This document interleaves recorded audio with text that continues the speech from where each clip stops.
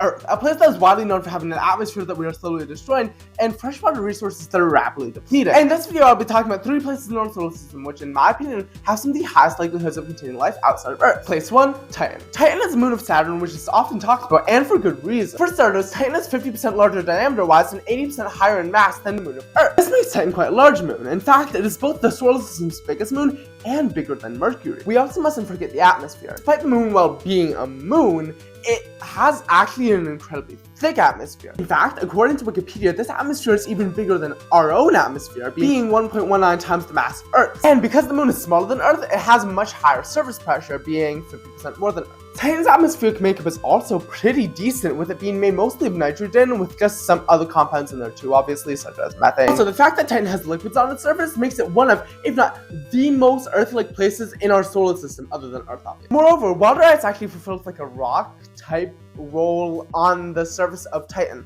and this makes NASA kind of wonder, what if there are cryovolcanoes on Titan that spew out water? We're not certain, but NASA kind of has a theory about that. Now, obviously, with all these good aspects, there's also quite a few issues. For starters, Titan is cold, like really cold. In fact, on average, the surface is negative 290 degrees Fahrenheit, which is negative 179 degrees Celsius for all my European folk out there. Also, if it wasn't obvious already, the liquids on the surface aren't water, they are hydrocarbons such as methane and ethane, which, may I say, aren't good for living things. Europa, a moon of wonder for many science fiction writers and scientific writers all the same. This moon, while maybe not as livable as these people may say, is still really promising. For starters, at a first glance, Europa may seem like a boring, lifeless ice world. This, at least partially, isn't true. Well, yes, we don't have any confirmation of life. Scientists do believe that under the surface of Europa is a ginormous water ocean. In fact, it is believed that this ocean has like 2 times more water than all of the oceans on Earth combined.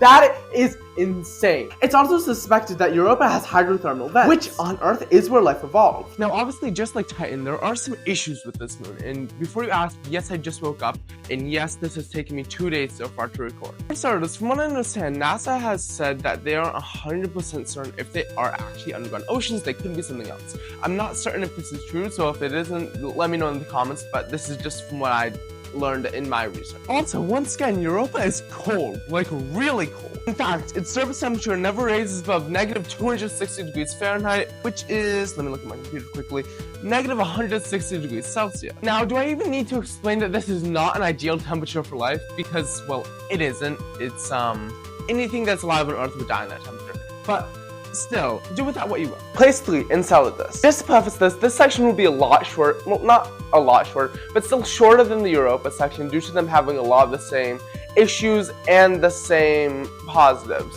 So, yeah. Enceladus is the 19th largest moon in the solar system, and while we don't know a lot about it due to the lack of missions we've sent there, which is unfortunate, we do know some, so let's talk about that. It is widely accepted that Enceladus has subsurface oceans. There are a couple reasons for this, such as the fact that there are cryovolcano type things that shoot water into space, which is actually really cool. I'm also quite certain that Enceladus is geologically active due to its lack of craters. What I mean by this is that the surface is replenished and it's filling in the craters, it's getting rid of it. Also, Enceladus, similar to Europa, is believed to have hydrothermal vents, which obviously is where life resides on Earth. Enceladus has similar problems to Europa, but it does have one major benefit if we were to go try to look for life there. We would be able to reasonably find it due to the fact that there is geysers shooting water into the atmosphere, which means we would be able to take samples and look for like microbes, any of that stuff that would theoretically be able to help us find life if it is there. With that being said, what do you think? Where do you think the most likely place to find life outside of Earth in our solar system is? Let me know in the comments below, and I am out.